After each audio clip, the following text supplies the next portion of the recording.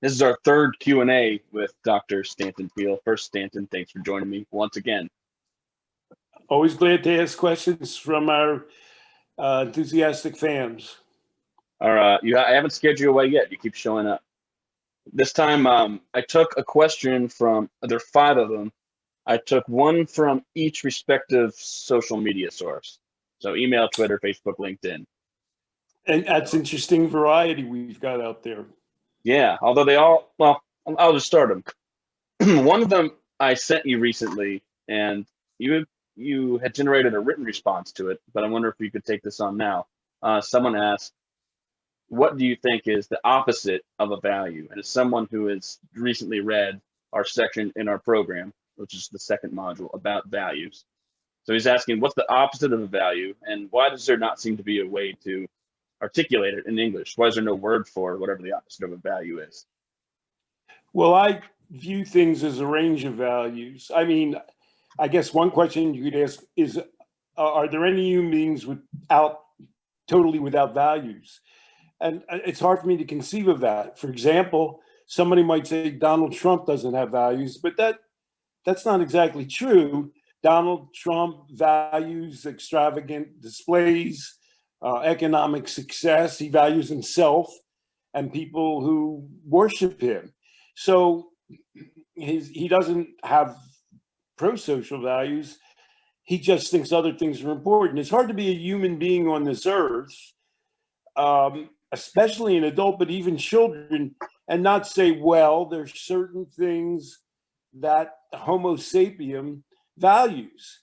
And the distinction, so you don't say things like, in psychology, they have an array of values. The 3 prominent values are achievement, affiliation, and power. People don't have an absence of all 3 values. There's one of them which is more dominant usually or more important than the others. So the question is, especially in the Life Process program, we're asking people to identify and follow their values. So our claim is we're not telling people what their values should be. The example I always use in a public place is Uncle Oscar. And why did he quit smoking? When somebody says, look, Oscar's a sucker for the tobacco companies, because he was like a political radical. And so then I say, well, obviously the solution to smoking and addiction is to be a communist, which is patently absurd. That happens to be Uncle Ozzy's value. And the question is, where in your array of values what's the most important? Is it your family? Is it your health? Is it God? Is it living a positive life? Is it your community? Is it your family tradition? Is it your racial tradition? So even people that we would not feel akin to, people like white supremacists, if you were in the business of trying to get them to behave in a more constructive way, you might say, well, how does that reflect on your views of your race that you're so concerned about? The fact that you're harming yourself or harming other people. So the fundamental distinction that I look for is pro-social values. For example, there's an interview on the internet I did with a bunch of young men, kids. There were 4 of them, and they were interviewing me for a video program they were doing. And I said to them, you know, what you're doing right here, and the topic was, what about gaming addiction? And I said, the most important thing that I look for in any young person is that they have some strong interest. Now, I'm not saying that you guys shouldn't do your English homework or, you know, learn long division and calculus, but the fact that you're here doing this video and organizing this program is a really positive sign, as long as you can do something. And when I say do something, I mean do something pro-social. That is something that is accepted and rewarded by society, and that you yourself believe in and can admire about yourself, and that other people can admire, and that you're committed to that thing. I generally think people are going to be all right because they can build a structure as a young person around that. I know that's something you try to deal with your young clients, where you try and find their strong suit and build other activities and branches out of that one main thing. You don't really have to be exceptional or oriented towards more than one primary thing in life. You have to build a full life usually, but you only need to have a career and a life structure built around one strong thing. And as you know, I have some skills, but I built my life around thinking about addiction, how it's created, what it means, and how people can escape it. I'm going to get inside baseball here. This will be an interesting way to peel the curtain open. And I think you and I are going to switch our perceived roles for a second. So our friend Maya Solovitz, who we like to both champion, we mention her so often in our book as saying just the right thing. And then we like to pick on her because we say, hey, you didn't get all the way to the other side of that equation. Last year when I started doing marketing efforts for Life Process Program, or I guess you'd say like awareness for Life Process Program, the first thing I did was took the 12 values that you've talked about and that we wrote about in our book that can serve as a bulwark against addiction, and I turned them into these little slides and I shared them across different platforms. And Maya perceived that. She saw one and she perceived it as I was saying, if you value something else other than the thing I'm saying, then you're doing it wrong. Your values are bad. This value that I'm telling you, this is a good one. But I kind of think she knew that wasn't true. But anyway, she blasted me a little bit online, and I am known, at least publicly and professionally, for being fairly even keeled when it comes to disagreements. I can have them and still maintain. But I wrote her a nasty email saying, hey, what the hell? What are you did that, but you knew that wasn't what I was saying. So why do you do? So I may give you the opportunity to talk about why, I guess the misconception was that we're saying there are good and bad values. You just said it's a personal preference. We can't tell you what to value, but at the same time, we can give some suggestions for things that you might value that would be pro-social. Can you just talk a little bit about that distinction for a minute? Well, pro-social is the important part. It's both an ethical, perhaps a psychological. I mean, obviously, if somebody comes to us and say they value torturing animals right. or beating children, we're going to say, well, first of all, we'd have an obligation to report them to the police if they were hurting children or their own children. That's written into the code of psychologists and other professionals. So we are making a value judgment to the extent that we're saying it has to be something that contributes to your life, to other people's lives, or the community's life. And, you can choose among those. For example, you might be an artist who spends all your time on the guitar, and we might find that a little lonely. We might ask them whether they could branch out from that. But on the other hand, we're not going to tell them, well, you shouldn't be an artist. You shouldn't spend 12 hours a day playing guitar, because it's something constructive that contributes to your life and can contribute to the solar system's life. So we do have that we're not going to encourage, and we have a value judgment against destructive values. We're not going to say to somebody, I was watching a series on one of the cable channels, and there was a young woman who was very inexperienced, and in order to show her getting out of herself, they showed her destroying a bunch of very elaborately constructed snowmen with like a broom. And I turned the show off. I can't stand destructiveness. I'll never. And, with my grandkids or my own kids, I mean, the one thing I'll say is, with my youngest grandson, his mother is a nonstop industrial person. She was fixing, this must have been last year, the Christmas tree. And I say, your mother's a very constructive person. And sometimes you do destructive things. And he says, I don't know what you mean by destructive. And I said, what do you know what I mean by constructive? Look what your mother's doing. She's helping to build things and make things nice for you and herself. And I didn't say this, I let him think about it. And I say, destructive is tearing those things down. I'll never, my kids make fun of me. I can't watch on television, people litter or these ads for motorcycles or cars where they tear up the environment. I can't take it. I wouldn't say it makes me sick, but I'll turn off the television, like those motorcycle ads where they have a bunch of people gunning their motorcycles through this pristine valley. I'm not going to tolerate it. So I confess my fundamental value, and I think it underlies LPP and fighting addiction, is that we endorse positive values over the whole range of life that make some constructive contribution to your life, to other people's lives, or to the community's life. Excellent. We have another question. This is from Twitter. Let me give you the context first. It's a person who listened to our series where we discussed each of the 8 modules of our program. So we had a podcast where we did little 20-minute segments, and we discussed each of the 8. And so one of them was talking about maturity. And so this person's question is a response to that, having heard all of those. He said, I'm thinking it would be useful for you to address the reality that some people are not able to have children.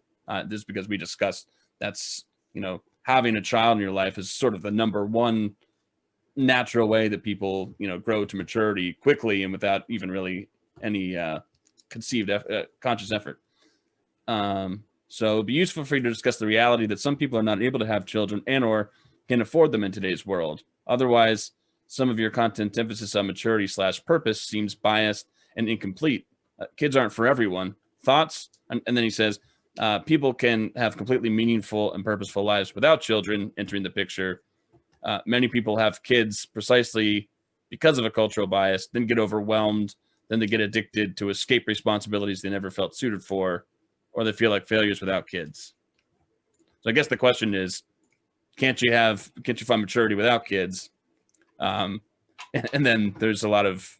And what's your answer to that? A lot you might want to respond to. Well, yeah, of course. Of course. I mean, that goes to that. We're not in the business. Neither of my daughters has children, but their brother has kids, and we're all, we celebrate Hanukkah with my son's children. But if you go back to Erik Erikson, he had 8 stages of life, and the last stage is generativity. It isn't parenthood.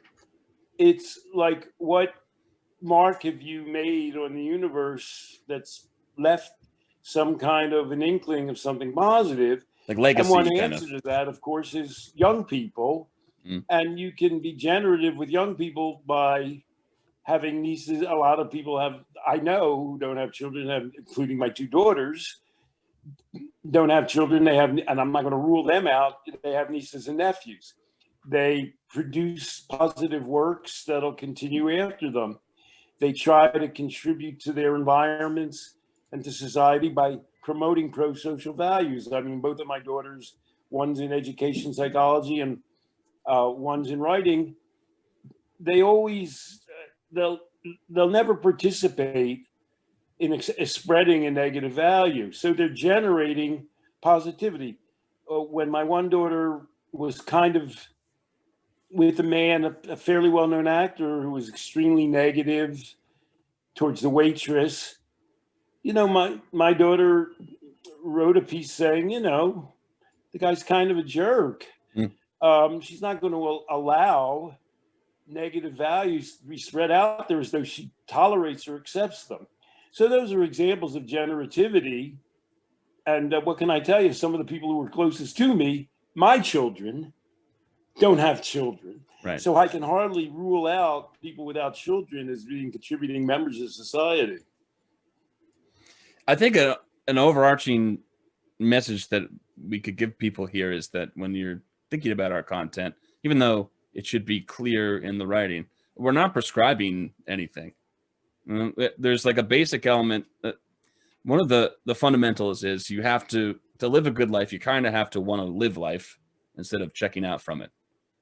Beyond that, these are all just, our best appraisal of good lives that have been lived so far and how you might channel it. So we're never giving a rule or saying that, you can or can't do something, or you should or shouldn't do something, but that you might want to gravitate toward one thing or another. And historically, other people have found success, happiness by doing whatever the example is. you always want to explore people's parenting situation. That's sort of a first question. I think we're a little bit in line with Buddhism. I mean, Christianity lays down some heavy values, worshiping God and what would Jesus say. Buddhism is a little bit more like follow your own star, and I think that's the way we go. But we are life affirming. It is hard for us to double back. If we say addiction, as you point out, is an escape from life because you fear it or find it primarily negative. And so what we're saying is that's not even people who've had some extremely negative experiences. Aaron Ferguson spent a lot of his early life in a cult and in prison. We don't rule anybody out. You have to pay your dues as debt to society. We're not going to pardon people like Trump did, but we're going to say, well, okay, whatever you did in prison, if they've let you out, or even if they haven't let you out, if you're ready to pursue a positive contributory thing, if you're ready to embrace life and to look for something that you want to embark on in life, we can do this thing. If somebody wants to tell you they hate life and they hate their own life, that's a therapy of a different sort usually. And we can work with people on that, but we're not going to accept that. We're not going to sit there and say, well, okay, we're not going to encourage.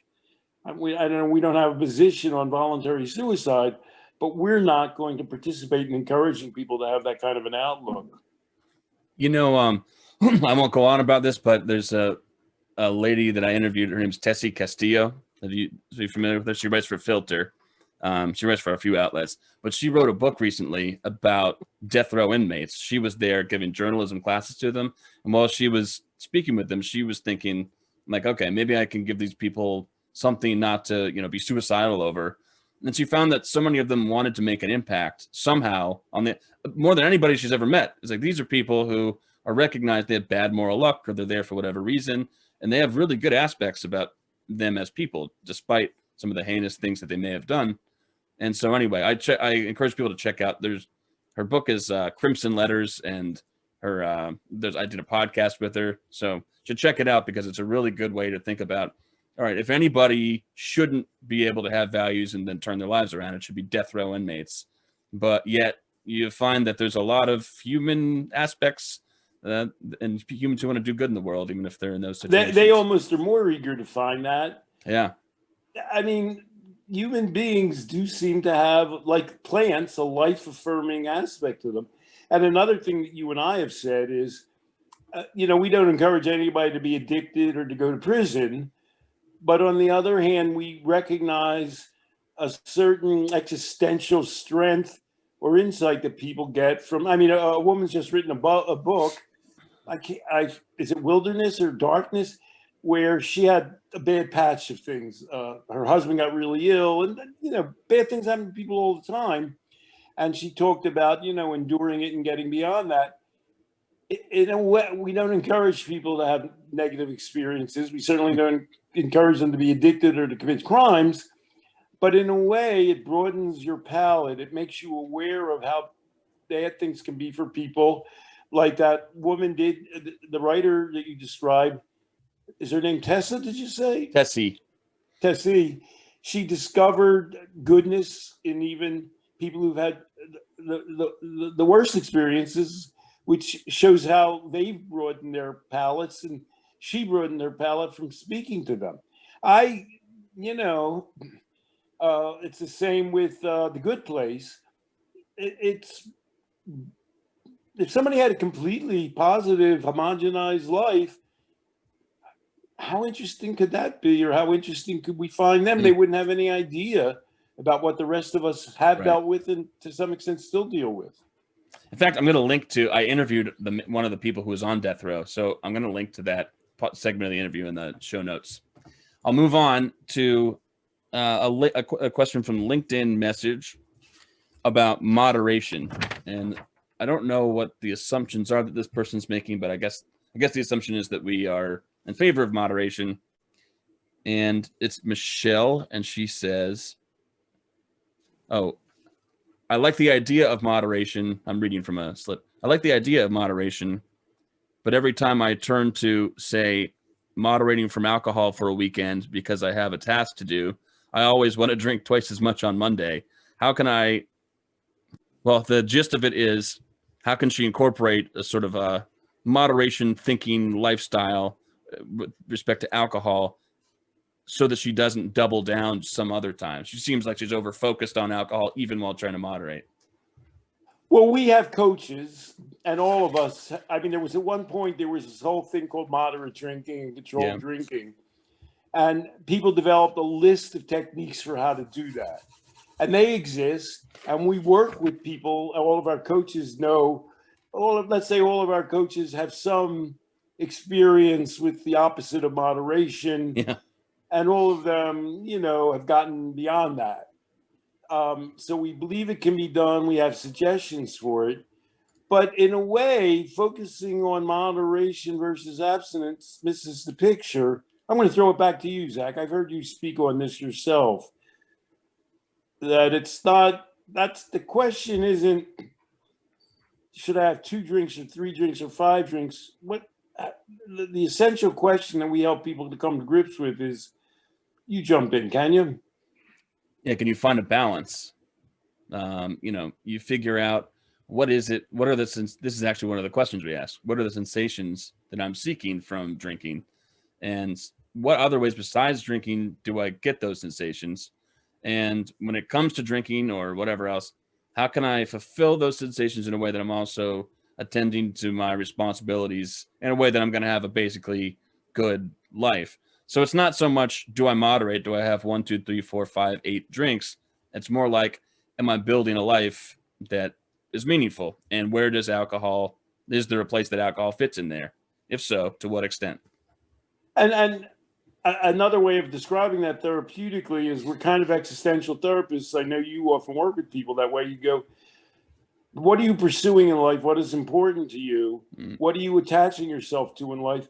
And when that manifests itself, when you feel that in your guts, then it's rather than espousing one moderation technique or another. I won't have any cookies in my house, which is okay. It's not a bad idea. Or, I'll only stay in the bar for 40 minutes. That's my rule, whatever, rule you come up with. But those rules tend to be very personalized. We can't give people a rule like that. And they tend to be generated from people themselves when they say, I don't like the things that have occurred to me. I'm pursuing something more important now that requires them to be, pay attention, to be conscious most of the time. And, that's what's going to dictate my elimination of excess, however I choose or run around doing that. So the goal, first and foremost, is to find your attachment to life and then to work your way around that.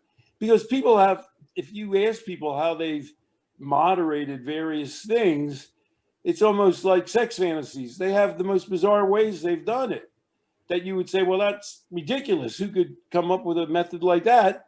And the answer is, well, the person came up with that goofy method because it's their life.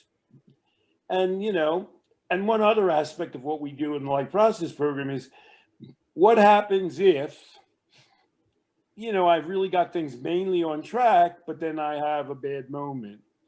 And, bad moments are showing that good moments exist. So, for example, the thing that we think the craziest drug policy in the world was the one where they wouldn't let people who had a drug conviction get a scholarship, get federal money to go to college, which is like, we want people who used to be, encumbered by drugs to get a positive interest. Yeah. Why would you say, we're not going to give you money to do something positive? And the worst thing we hate about AA is if a person hasn't drunk in 6 years or 10 years or 20 years, and then they have one drink, they throw them back. We discussed this in the case of, famous people. They throw them back to ground zero. We say, all right, maybe that wasn't a positive experience if you went too far and you yourself aren't happy about it, but let's get real. you've been doing well for a week or a month or 2 years. Let's give ourselves credit. We're not giving you an escape hatch, but let's add it all up. One day in 10 years is one day in 10 years. If everybody ruled their life and their definition of themselves by the worst moment they've had in the last 10 years, we'd all be suicidal. So that's totally the wrong way, focusing the telescope, turning the wrong way around.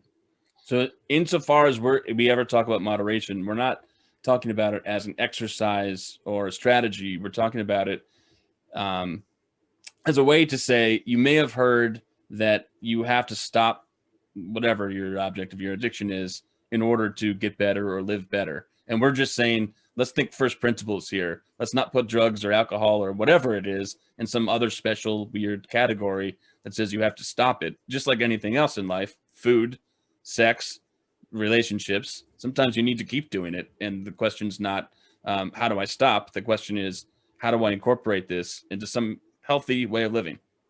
So you yourself had a monkey, a narcotics monkey, but I've heard you say, if you broke your leg or whatever, and they put you in the hospital and they give you narcotics, you say, thank God, you know what I mean? Yeah, right.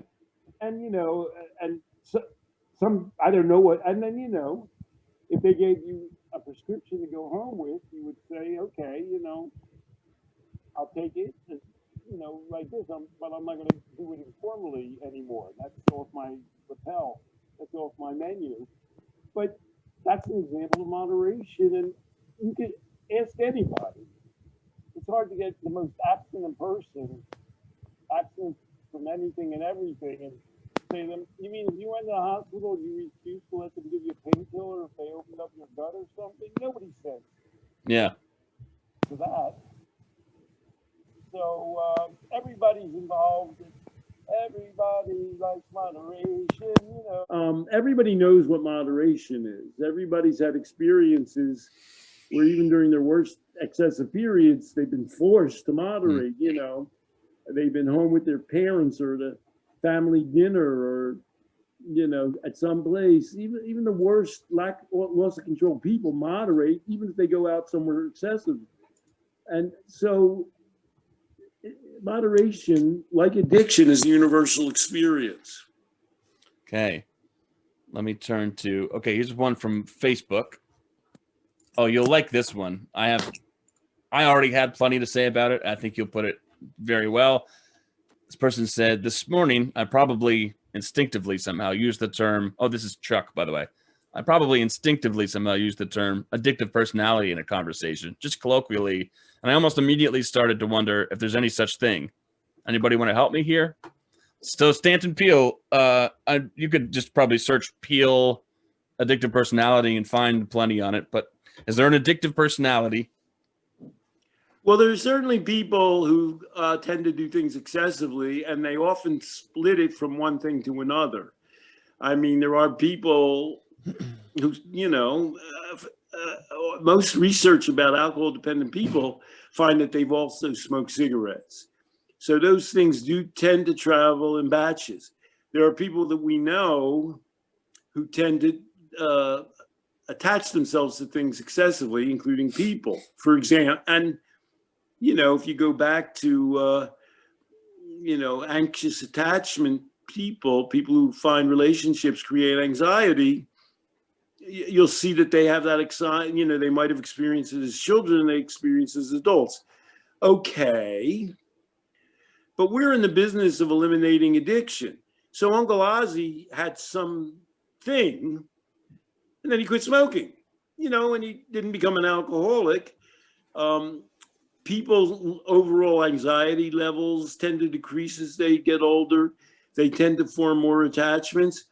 So we feel this, saying somebody has got a tendency to recreate addictive behaviors in one area or a lot of areas is worth being aware of, but that's not a thing. There's no addiction gene.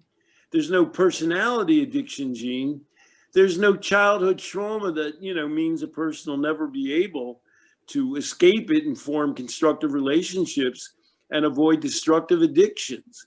So, we believe there's such a, you can observe people being excessive, addictive in a number of areas, but that's one egg in the souffle.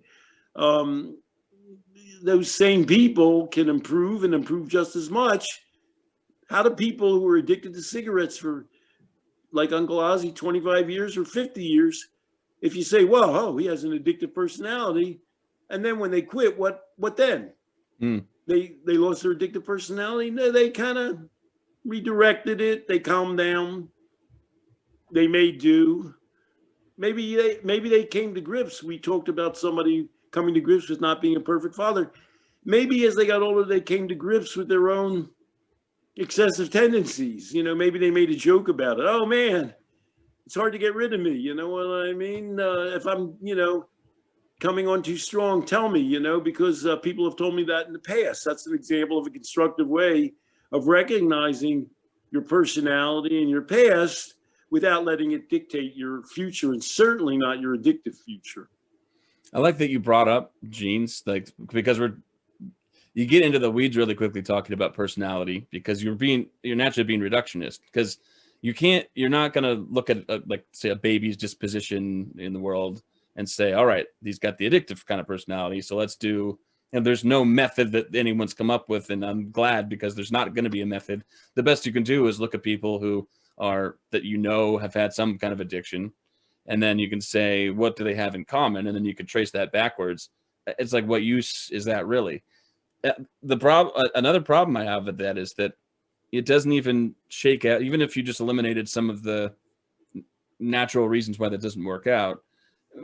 Excessive, there are different forms of excessive. I know people who like to be extreme in a lot of ways, but also, and maybe they formed addictions, but I also know just from working with a lot of high school kids that there are people who like to be extreme and risk taking, that are also, they value achievement. And so they're not going to let something like a slip or an addiction kind of behavior get in the way of achievement. So they either don't get addicted or they kick it. And I know some people who are really conscientious, that you might say that's the opposite side of the coin, who are so concerned about getting things just perfect or doing just perfect that bogs them down, and that they form some kind of a relationship with something that numbs them to their anxiety about it. So what are you going to do? You got to just, we all kind of follow the same plan. Personality has only as much to do with it as you want it to, I guess, on an individual level. Well, we're certainly, yes, the most successful novelist possibly in our lifetime is Stephen King. And he has this description about how his wife went through his trash can, and it was filled with pill bottles and empty alcohol bottles, and whatever he's stuffing his nose with, and now he maybe works too much. You know what I mean? He keeps turning out best-selling novels and movies. So he might have been a little excessive for a time there, and but excessiveness, in the service of something positive.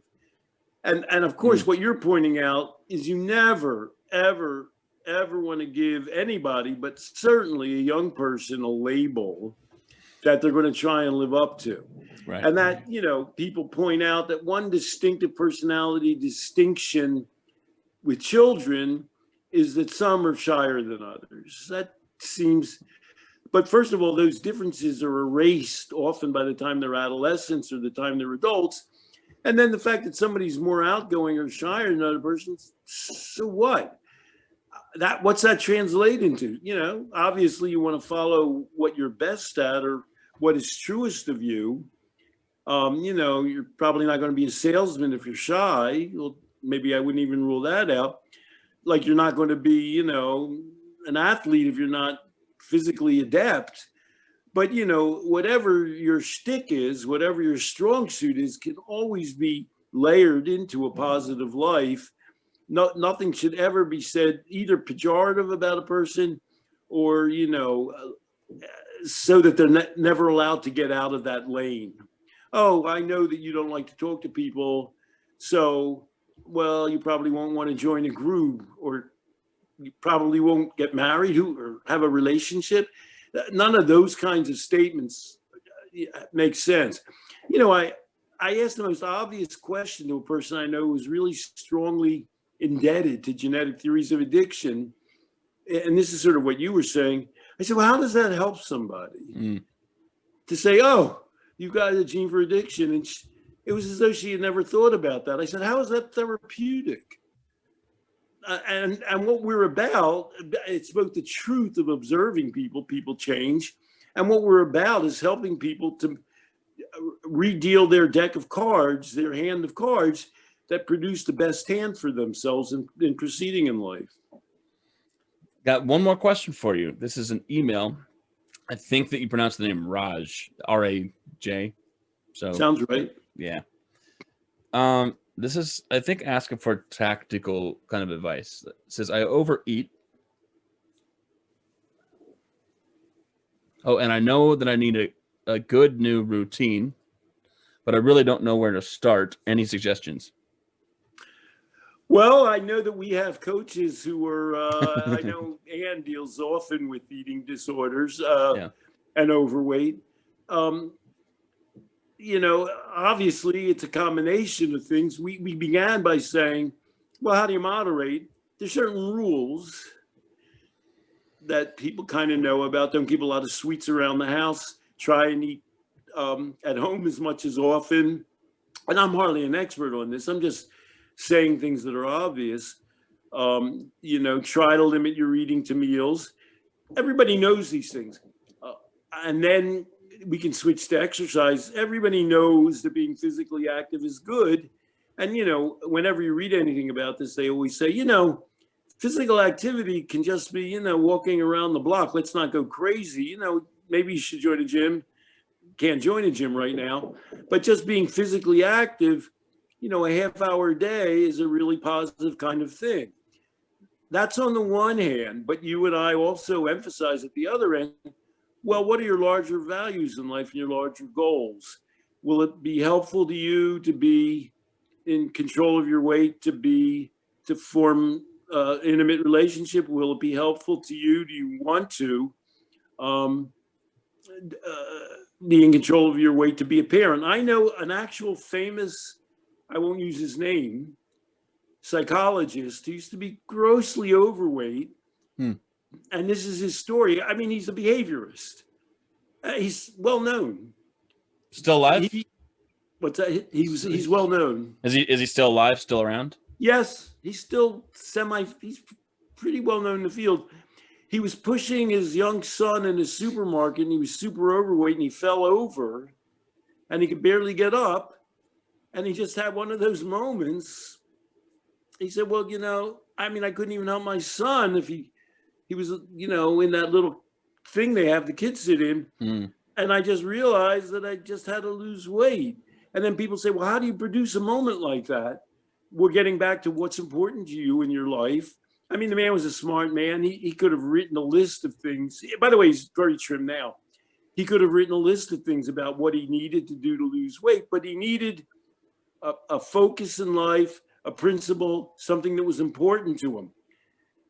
So, I mean, one of the reasons people quit addictions like smoking and weight is, you know, when they get pretty sick, which is, you know, a long way around.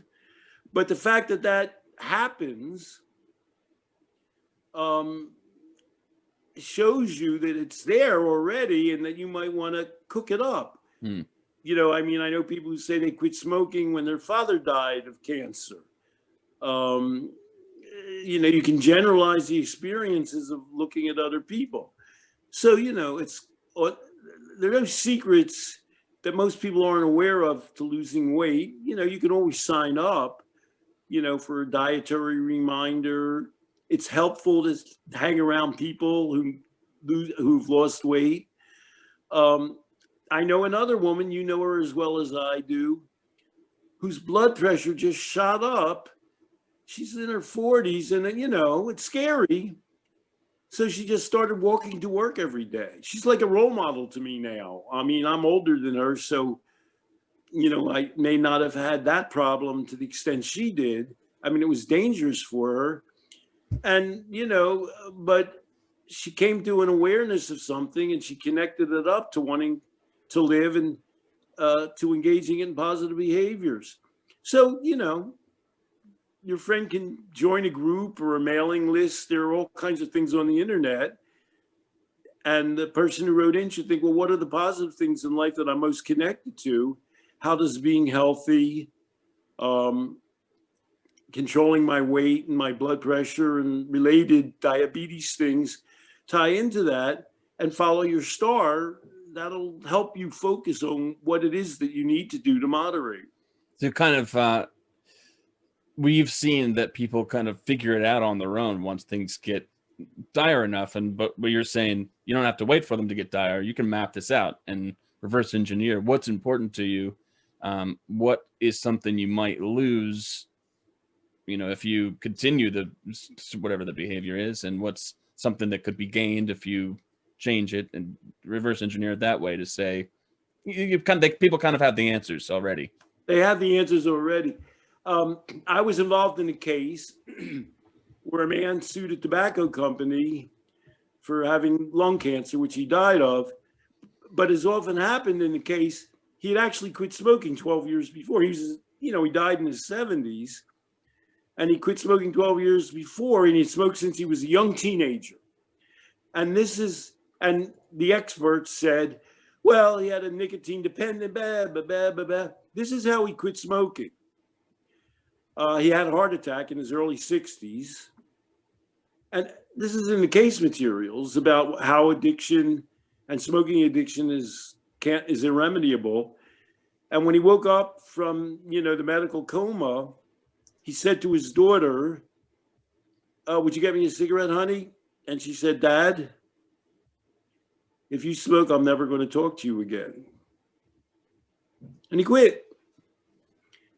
Put that in an MRI, you know what I mean? Put that in a brain scan. And so, you might say, well, he had to have a heart attack first. His daughter had to threaten never to leave him again. But that's not the question. The question is, was his dependence on smoking insurmountable? And the answer is no. He quit. And then, this made him quit, but it's all packed in him. His love. I mean, he could have said, do I really want to kill myself and lose, my daughter who I love so much? You can work that backwards in your mind. And we try to help people do that to avoid, Oscar didn't get a heart attack. He got it, 25 years, he lived to be over 90, half a century before then. Well, thank you, Stanton, for your time. And thanks, people, for writing in. We already have an overflow. So people have already written in that we can capture next week. So I like that. I see more and more questions every week. It's good that we're doing it, and you seem to be providing a lot of help. And I love bouncing them back and forth with you. And I love the way you have a real hands-on feeling for talking with people. You try to break the abstract down to doable principles, which is what we try to do in the Life Process program. You have a good gift for that. So, I've been formulating these things for centuries. I like your helping to segue it into human experience. Make a good team. And so we'll see everybody next week. Thanks, Stanton. Pleasure. Bye.